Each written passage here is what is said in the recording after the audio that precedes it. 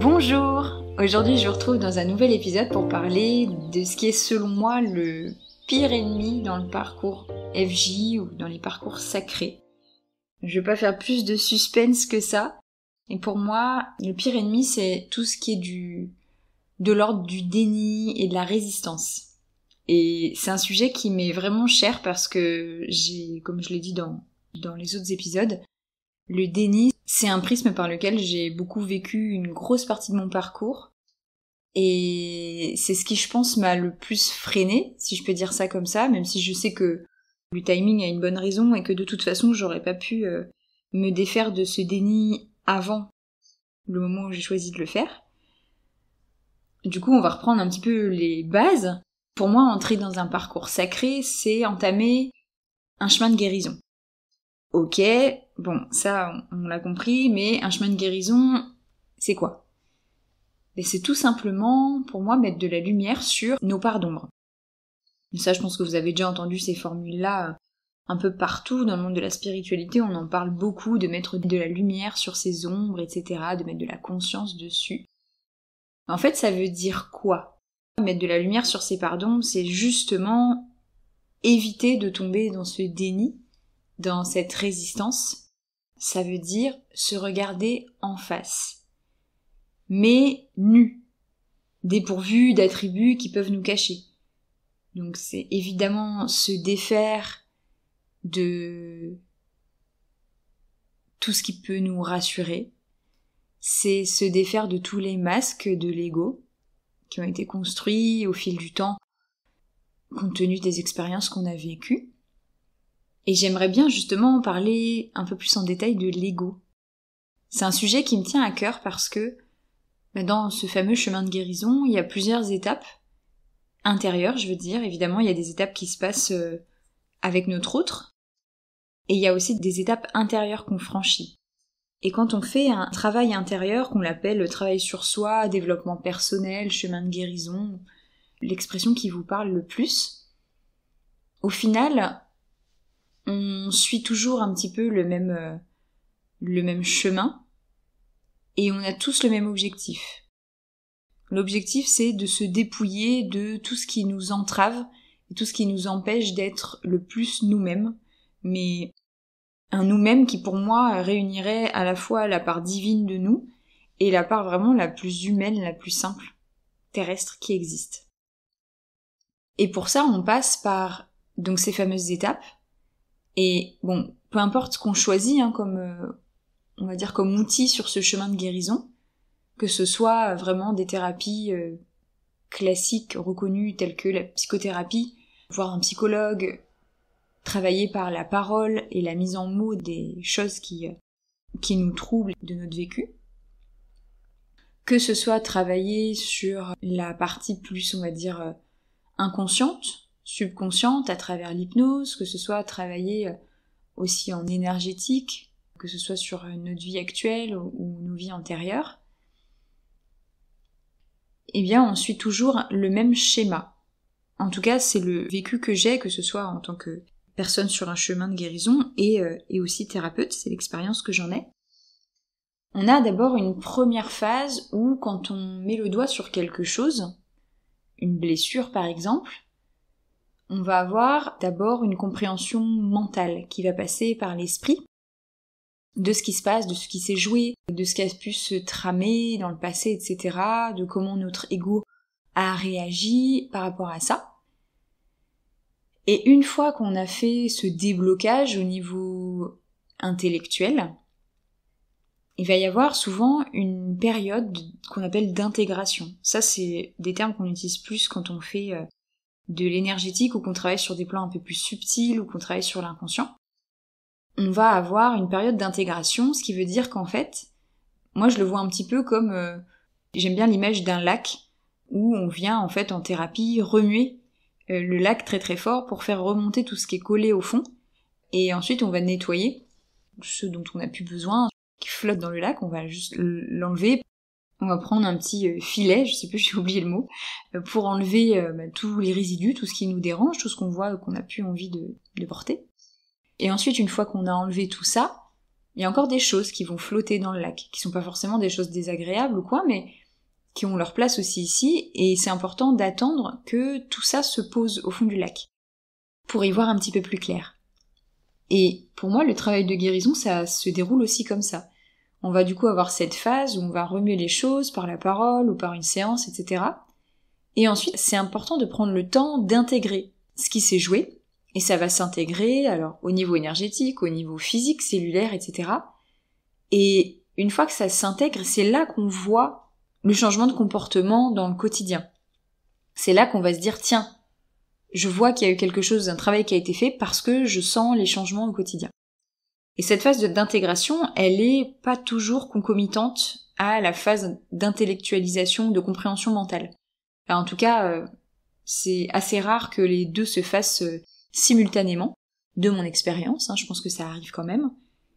Mais c'est vrai qu'on a souvent la première phase qui est la phase mentale, parce que c'est ce qu'on active le plus dans la vie de tous les jours, qui va vouloir comprendre, etc., mettre des mots sur des choses. Et ensuite, tout l'être que l'on est, sur toutes les dimensions sur lesquelles on existe, va devoir intégrer toute cette nouvelle information, notamment les changements qu'on a pu faire, les reprogrammations qu'on a pu faire. Et pourquoi je vous parle de tout ça ? Parce que sur le chemin où j'en suis aujourd'hui, je me rends compte que j'en arrive à l'étape où je commence à intégrer le fait que l'ego, mon ego, a toute sa place en moi. Et je sais que ça peut paraître un peu évident et bête dit comme ça, oui, de toute façon c'est une part de nous, on peut pas s'en débarrasser, donc autant l'accepter. C'est ce que je me disais mentalement jusqu'à il y a encore quelques mois. Et là, je sens la différence, c'est-à-dire que je sens que je suis en train vraiment concrètement d'intégrer ça. Et dans mes comportements et dans ma manière de réfléchir, je sens que je me positionne différemment il y a même encore quelques mois. L'ego, c'est quelque chose dont on parle très très vite dans le monde du développement personnel et spirituel, et il arrive souvent qu'on tombe, et je suis tombée dedans, c'est pour ça que j'en parle, dans l'écueil de l'ego qui est l'ennemi à abattre. Parce qu'au début, ça passe par le fait de l'identifier, de se dire, ok, là je sens que c'est mon ego qui est déclenché par une situation et qui essaie de se protéger, donc là je suis en train de sortir mon masque pour contrer ma blessure d'abandon, de rejet, de trahison, peu importe. Et une fois qu'on l'a vu, et qu'on voit qu'il est là, qu'il a sorti un masque, on a envie de s'en défaire, pour se défaire du masque et pour se défaire de la blessure et pour aller mieux. Et ça me semble naturel, ça me semble humain de vouloir corriger quelque part la situation, entre guillemets, quand on la voit. D'autant plus, je pense qu'on a surtout ce driver-là aussi quand on est dans ce parcours de guérison, sur ces parcours sacrés. On est un peu programmé, je pense, pour avancer et pour nettoyer. Et du coup, on a tout de suite ce truc de vouloir se débarrasser de tout ce qui nous empêche d'être la meilleure version de nous-mêmes, entre guillemets. Et là, si je vous parle de tout ça, c'est parce que je me rends compte qu'aujourd'hui, en voulant me débarrasser de mon ego, le plus possible, je me rends compte que je nourrissais encore ce truc quelque part de résistance et de déni, qui est le mode de fonctionnement que j'ai énormément par défaut, parce que c'est nier l'utilité que mon ego a au quotidien. Et à aujourd'hui, j'en suis davantage à prendre le temps de me rendre compte que cet ego-là, que j'ai souvent blâmé, fustigé, etc., c'est quand même lui qui m'a permis de poser mes limites de nombreuses fois, que ce soit avec mon autre ou dans la vie de tous les jours, de m'empêcher de me faire piétiner, de dire stop quand j'avais besoin de dire stop, d'élever la voix et de me positionner. Et sans mon ego, je ne l'aurais jamais fait. Et ce qui est intéressant, c'est quand on va vraiment au bout du raisonnement, on se rend compte que finalement vouloir se débarrasser de l'ego, c'est encore de l'ego. On tombe encore dans le contrôle de la situation, de se dire ça me plaît pas, je vais corriger. Mais si en fait, le but de ce chemin de guérison, c'était surtout d'être en paix avec soi-même et avec toutes les parts de soi. Toutes les parts de soi. Les qualités, les défauts, et même les trucs qu'on trouve un peu moches, un peu nuls chez soi. Et là, je suis vraiment dans cette phase de prendre le temps de remercier mon ego et par moment de lui laisser toute sa place. Et par ça, je suis pas en train de dire que c'est bien de réagir en étant super blessé et d'en avoir rien à faire des autres et de se cacher derrière son ego. C'est pas du tout mon propos. Mais c'est de se dire que si on s'incarne sur cette planète, avec toutes ces parts de nous, et notamment avec un ego, c'est parce qu'on en a besoin pour fonctionner. Et il y a pour moi aucun être humain sur cette terre qui se débarrasse de son ego. Et dire qu'on s'est débarrassé de son ego, pour moi, c'est vraiment une sacrée preuve du fait qu'il est toujours là. Et pour moi, le meilleur allié de l'avancement de ce parcours sacré, c'est l'acceptation. Du coup, évidemment, parce que c'est l'inverse de la résistance, qui est la manière d'agir par rapport aussi au déni. Enfin, main dans la main avec le déni, on va dire. Parce que quand on est dans le déni, on résiste. On résiste ça peut être contre nos sentiments envers notre autre. Ça a été mon cas pendant longtemps. On peut résister contre le manque de notre autre. Ça a été mon cas pendant longtemps. On peut lutter et résister contre la place que prend notre autre dans notre vie, ou dans notre vie intérieure, s'il n'est pas dans notre vie matérielle. On peut aussi résister, être en déni par rapport à nos défauts, contre notre ego, comme je le disais tout à l'heure. On peut aussi être en déni et en résistance par rapport à notre lien, et ça je l'ai été aussi pendant longtemps, et encore par moments je sens que ça picote un peu. On peut aussi être en déni contre nos besoins humains. Ça c'est un truc qui est hyper important aussi en parcours sacré, je trouve. J'ouvre une petite parenthèse comme à mon habitude. Je trouve ça important de mettre en avant la dimension divine de ce lien, parce que je pense que c'est toute l'essence de cette connexion, et c'est pour ça qu'elle est si puissante. Après, reste à se remémorer que toutes les connexions qu'on a au quotidien sont des connexions divines. On vient tous de la même source, on est tous issus de la même origine divine. La différence, c'est qu'avec notre autre, le lien est si fort et si proche, cosmiquement parlant, originellement parlant, qu'on ressent très très fort cette dimension divine. Et c'est important aussi de voir qu'on est des êtres humains incarnés sur cette planète. Et que c'est bien de se nourrir dans l'astral, du lien en 5D avec son autre. Et c'est bien aussi d'honorer nos besoins humains dans cette vie terrestre.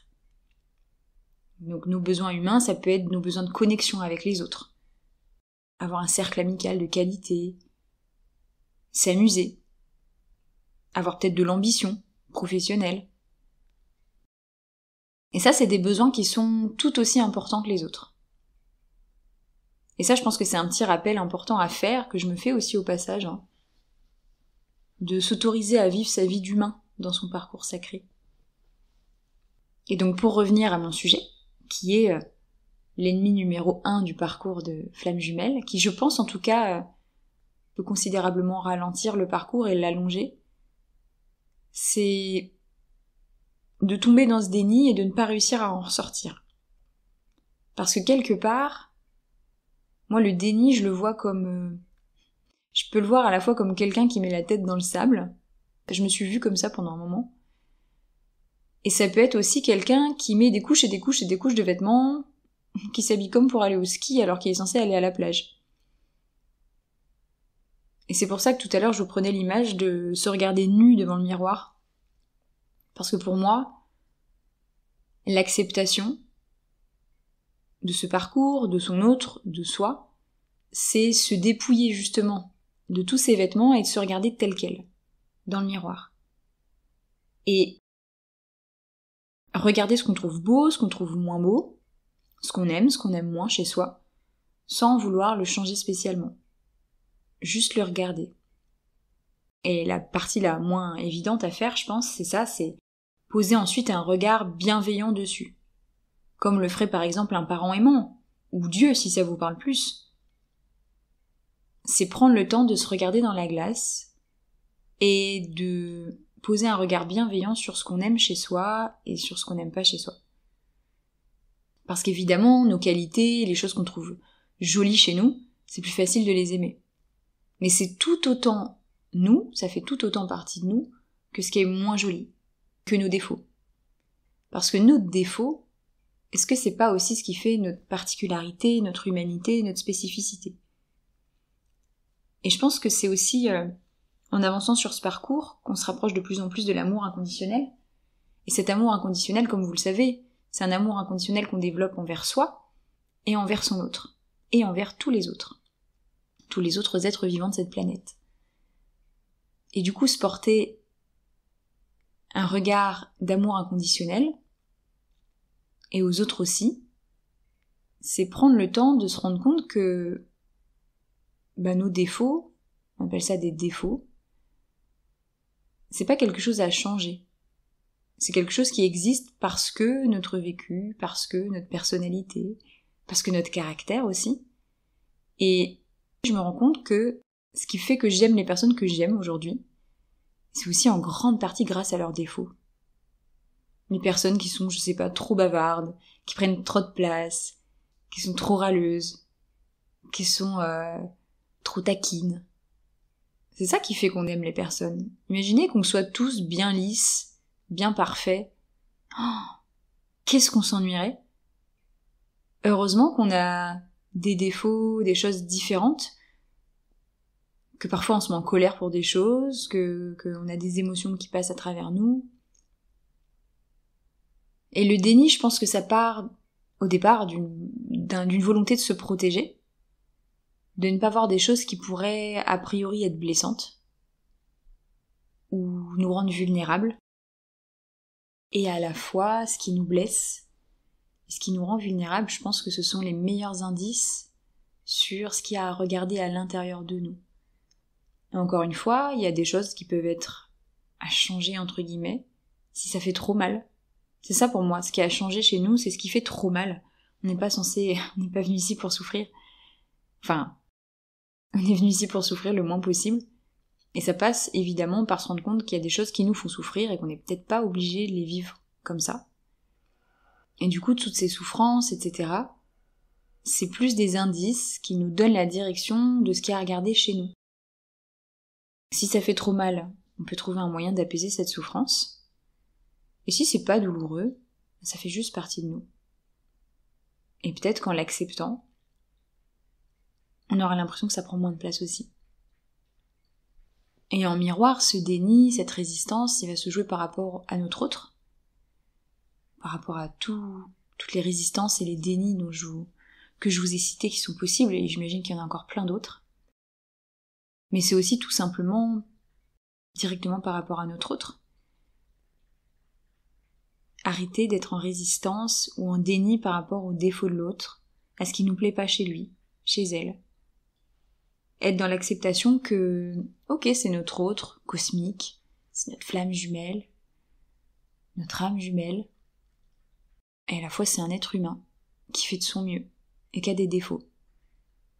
Et je pense que plus on avance vers cet amour inconditionnel, plus on ouvre son cœur, et plus on est doux avec soi, avec son autre, avec tous les autres. Et plus ça permet de se défaire de ce déni, de cette résistance.